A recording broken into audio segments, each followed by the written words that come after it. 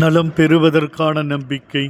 விசுவாசம் என்பது நாம் நம்பிக்கையோடு எதிர்பார்த்தவை கிடைக்கும் என்ற நிலையான உறுதி. தெய்வமே கிடைக்கும் என்ற நிலையான உறுதிதான் மக்கள் எல்லோரையும் இடம் ஈர்த்தது. என் தொழுநோய் நீங்கும் என்கிற நிலையான உறுதி தொழுநோயாளியை ஈர்த்தது.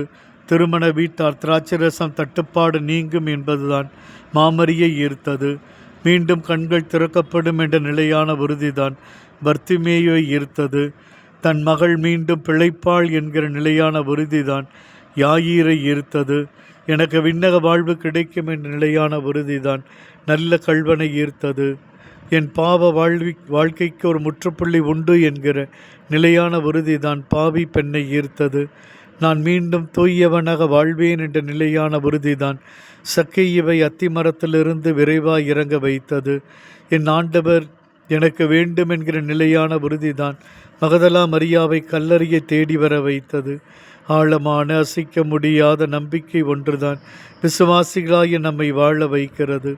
ஆண்டவரே, நாங்களும் எங்கள் வாழ்க்கையில் பல்வேறு நெருக்கடிகளில் சிக்கி தவித்தாலும், தொடர் போராட்ட வாழ்வில் இணைந்திருந்தாலும், உடல் நோயின் கொடுமையில் வாழ்ந்து வந்தாலும், மீது கொண்ட ஆழமான விசுவாசம் ஒன்றுதான் எங்கள் வாழ்வுக்கு உயிர் கொடுக்கிறது.